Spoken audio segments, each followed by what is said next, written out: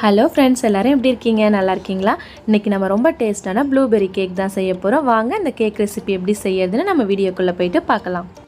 இந்த cake recipe செய்யறதுக்கு first 1 cup அளவுக்கு மைதா மாவு எடுத்துக்கலாம்.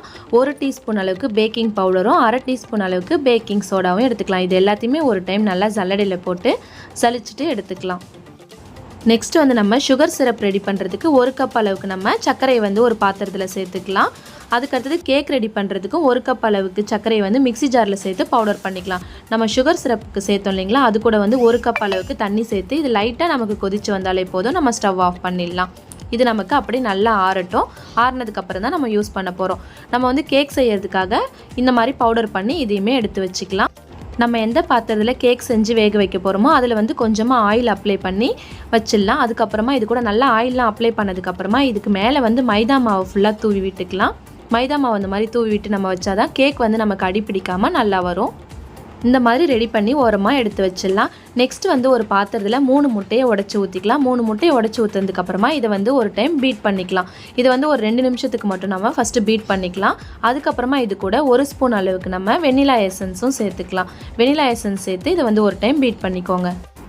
நல்லா மிக்ஸ் பண்ணதுக்கப்புறமா இது கூட நம்ம பவுடர் பண்ணோம் இல்லைங்களா, சுகர், அதை வந்து சேர்த்து நல்லா பீட் பண்ணிக்கலாம். பவுடர் சுகரை சேர்த்துட்டு ஒரு 5லேருந்து 7 நிமிஷத்துக்கு நல்லா பீட் பண்ணிக்கலாம். இந்த மாதிரி நல்லா நம்ம பீட் பண்ணதுக்கப்புறமா இது கூட 1/4 கப் அளவுக்கு ஆயில் சேர்த்துக்கலாம். ஆயில் சேர்த்ததுக்கப்புறம் வந்து ரொம்ப நேரம் அடிக்கக்கூடாது. ஒரு 2 நிமிஷத்துக்கு மட்டும் பீட் பண்ணாலே நமக்கு போதும். 2 நிமிஷத்துக்கு அப்புறமா ஆஃப் பண்ணிவிடுங்க. நெக்ஸ்ட்டு வந்து இந்த மாதிரி நல்லா மிக்ஸ் பண்ணதுக்கப்புறம் இது கூட நம்ம ஜலிச்சு எடுத்து வச்சுருந்தோம் இல்லைங்களா மைதா மாவு, அதை வந்து சேர்த்துக்கலாம்.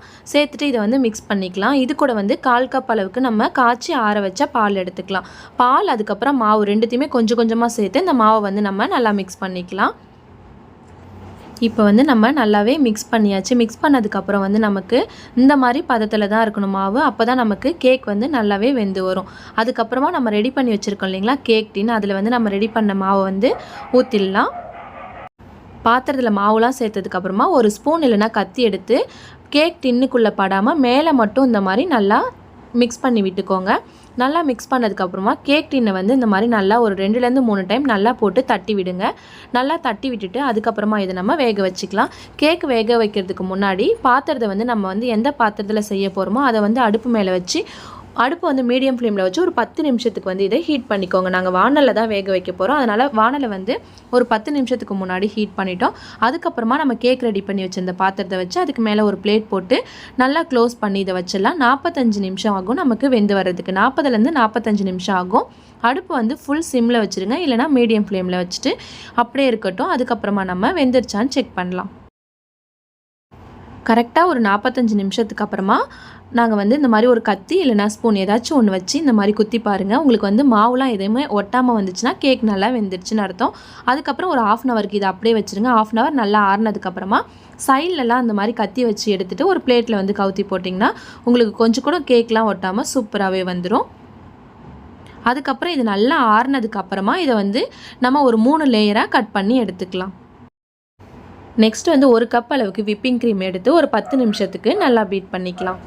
இந்த மாதிரி ஃபஸ்ட்டு விப்பிங் க்ரீமை நம்ம பீட் பண்ணி ரெடி பண்ணி வச்சுக்கலாம். நெக்ஸ்ட்டு வந்து கேக்கை வந்து 3 லேயராக கட் பண்ணோம் இல்லைங்களா, அது அப்படியே இருக்கட்டும். நமக்கு வந்து சுகர் சிரப் கூட வந்து நம்ம ப்ளூபெர்ரி க்ரஷ் வந்து சேர்த்துக்கலாம். ஒரு 4 ஸ்பூன் அளவுக்கு ப்ளூபெர்ரி க்ரஷ் சேர்த்து இதை வந்து நல்லா ஒரு டைம் மிக்ஸ் பண்ணி விட்டுக்கலாம். ஒரு பிளேட்டில் வந்து கொஞ்சமாக விப்பிங் க்ரீம் போட்டு ஃபஸ்ட்டு லேயர் நம்ம கேக் கட் பண்ணதை வச்சுக்கலாம். அதுக்கு மேலே வந்து நம்ம சுகர் சிரப்பெல்லாம் போட்டுக்கலாம். சுகர் சிரப் எல்லா இடத்துலையுமே கேக்கில் ஃபுல்லாக படுற மாதிரி நல்லா அப்ளை பண்ணிக்கலாம்.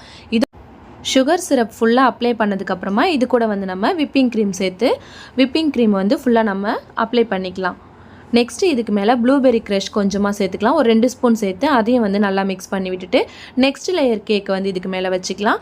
அதே மாதிரி இதுக்கு மேலே வந்து நம்ம சுகர் சிரப் போட்டுக்கலாம். சுகர் சிரப் போட்டதுக்கப்புறமா இதுக்கு மேலே விப்பிங் க்ரீம் போட்டுக்கலாம். அதுக்கு மேலே வந்து ப்ளூபெர்ரி க்ரஷ் சேர்த்துக்கலாம். இதே மாதிரி நம்ம 3 லேயருக்குமே சேர்த்து ரெடி பண்ணி ஃபஸ்ட்டு வச்சிடலாம். அதுக்கப்புறமா கேக்கை வந்து ஃபுல்லாக ஃபினிஷிங் பண்ணிவிடுங்க. ஃபினிஷிங் பண்ணிட்டு உங்களுக்கு பிடிச்சமான டிசைன்ஸ் போட்டு ரெடி பண்ணிக்கோங்க. அவ்வளோதான் ஃப்ரெண்ட்ஸ். இதை வந்து நீங்கள் அப்படியே ஃப்ரிட்ஜில் வந்து ஒரு 2 மணி நேரத்துக்கு வச்சிட்டிங்கன்னா இதோட டேஸ்ட் வந்து சூப்பராக இருக்கும். நீங்களும் கண்டிப்பாக ஒரு டைம் ட்ரை பண்ணி பாருங்கள். Okay friends, thank you, bye bye.